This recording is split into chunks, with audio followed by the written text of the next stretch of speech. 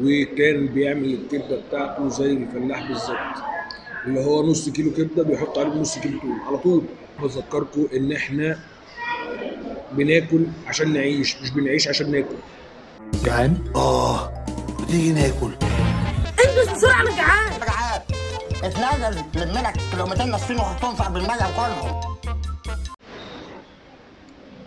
جمهوري الجميل، مساء الفل والخير والسعادة عليكم، ان شاء الله تكونوا بألف صحة وتتفرجوا عليا. رجعت لكم بفيديو جديد وأكلة جديدة من قناة عصافير بطي بتصوصو.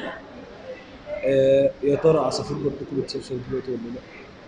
عرفونا في الكومنتس. على العموم انا النهارده متواجد في سيتي ستارز في الدور السابع. لو اعتبرت ان الدور بتاع السينما ده الدور الرابع، يبقى انا في الدور السابع. تمام. في فود كورت لسه فاتحينه، مش من بعيد قوي، يعني من سنه بالكتير قوي. وفي محل متميز جدا جدا جدا، محل بيعمل كبده اللي هو كبده الفلاح اسكندريه. والراجل ما يعني بصراحه انا ما سالتهمش هم ليهم علاقه بالكبده بتاع الفلاح بتاع اسكندريه بجد ولا لا، ولكن بدون اي نظريه تآمر ولا اي حاجه، ولا اني اتعامل معاهم ولا اعرفهم ان انا اصور. تمام كده. طلبت منهم سندوتش، وقالوا لي في سندوتش السوري ب 35، وقالوا لي في سندوتش البلدي ب 25. مش فاكر بقى السندوتش الفينو بكام بصراحه يعني، خد بالك. فرحت طالب سندوتش من عندهم، وتعالوا نجربه مع بعضينا بس. واكبر دليل على كلامي ان الناس دي انا مش متفق معاها، ان هم مدين لك الباكجينج مش احسن حاجه قوي. هو حلو ونضيف كل حاجه، ولكن مش اللي هو اكتر حاجه متروقه، ومش مكتر لي من اللي مخلل قوي ولا كده. فيلا نفتح مع بعضينا، واهم حاجه بالنسبه لنا الطعم ده. واؤكد اني مش متفق معاه في اي حاجه ولا معرفه. يعني هو اداني السندوتش وانا جيت رحت نصب الكاميرا بتاعتي وابتديت اشتغل. يلا ادينا بنفتح اهو.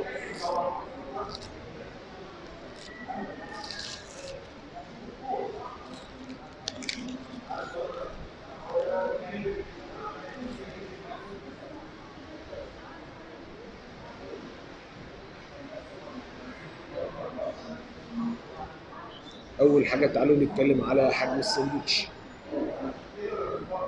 هو رغيف متواضع مش وحش، وب 25 جنيه، والدنيا معاه لذيذه يعني.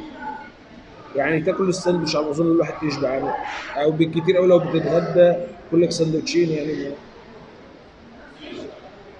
ونقول بسم الله الرحمن الرحيم ونبدا. بسم الله.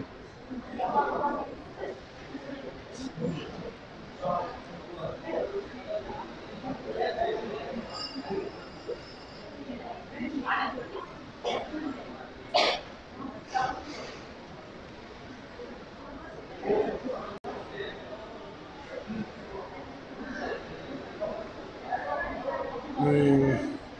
طب نقول ايه بقى؟ ايه القرف ده يا جدعان؟ في ايه؟ انتوا بتشربونا ايه يا جدعان؟ نقول ايه بقى يا جدعان بقى؟ انا بصراحه انا جيت المحل ده من 4 5 اشهر، وكان بيعمل الكبده بتاعته زي الفلاح بالظبط، اللي هو نص كيلو كبده بيحط عليه نص كيلو توم على طول. ولكن الكواليتي قل واختلف.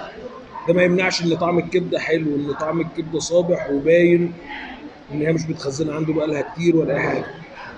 ولكن لا، كان الطعم احلى من كده خالص خالص بقى يعني. المفروض ان الحاجه بتتقدم يا جدعان، ليه بتتاخر؟ ليه بيتاخروا؟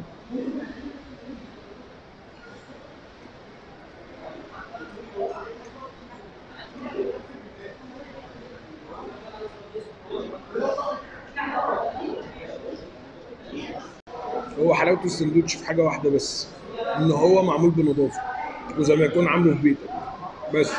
ولكن الطعم اللي كانوا بيعملوه زي بتاع كبده الفلاح ما مش حاضر خالص خالص.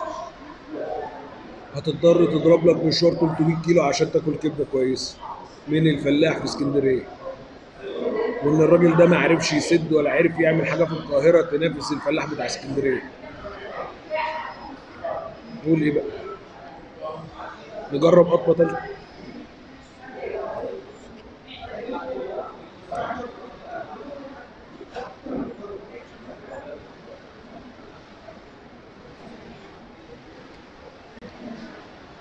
يعني انا شعوري، شفتوا كده الاغنيه بتاعت ليه كل حاجه حلوه بتتغير، ليه كل حاجه حلوه عمرها قصير، ليه كده؟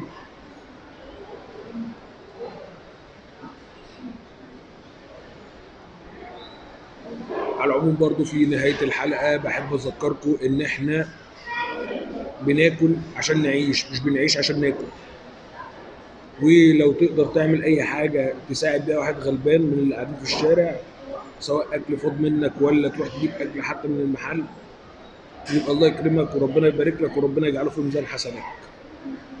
ويلا اشوفكم في حلقه جديده. باي.